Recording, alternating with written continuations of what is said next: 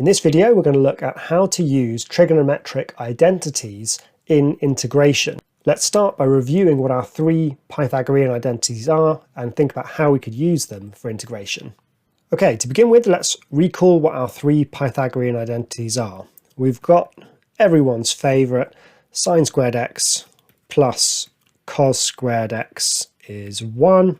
Is it everyone's favourite? I don't know. We've also got tan squared x plus 1 equals sec squared x, and we've got 1 plus cot squared x equals cosec squared x. So how could we use these for integration? Well, for the moment we're not going to use this first one, but look at the second one. Sec squared x is a derivative, right? I know how to integrate sec squared x. It's just tan x. So since sec squared x is the same, identical to tan squared x plus 1, that would actually help me integrate tan squared x plus 1 or even tan squared x, because I can express it in terms of sec squared x, which is a known integral, right? Sec squared x is the derivative of tan x. And similarly, cosec squared x, well, that's the derivative of minus cot x. Or if you differentiate cot x, you get minus cosec squared x. So I can integrate the right-hand side here, which means I can integrate the left-hand side.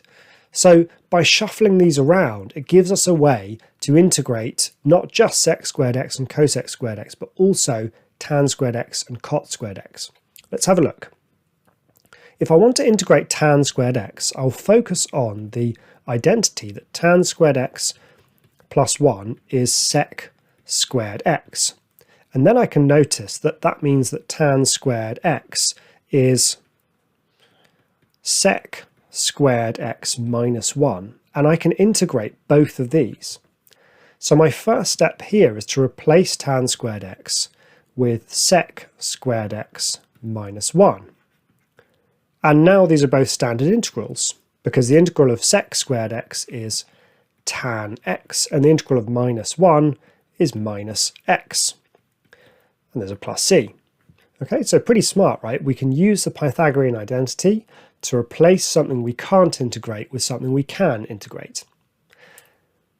What about cot squared x? Well, I'll use the identity that 1 plus cot squared x is cosec squared x, and then rearrange to say that cot squared x is cosec squared x minus 1, and then that's what I can pop in here instead.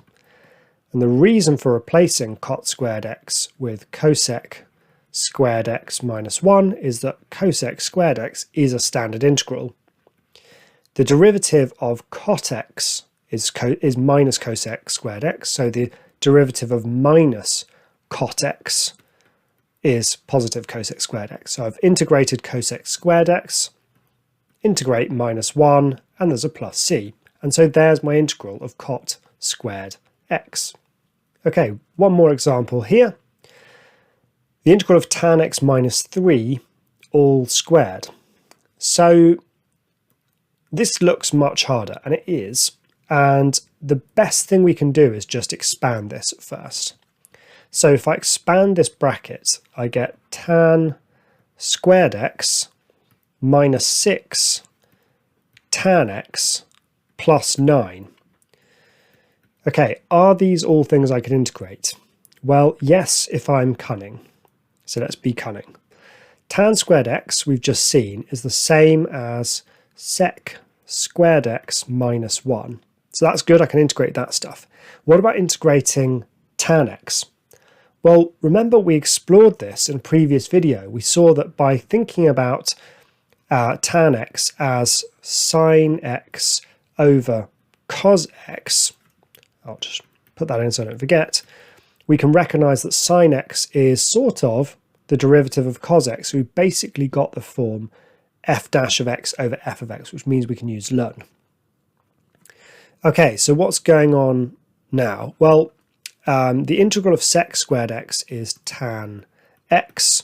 Well, let's just group these together. I've got minus 1 plus 9, which is just plus 8. So that's going to give me a plus 8x.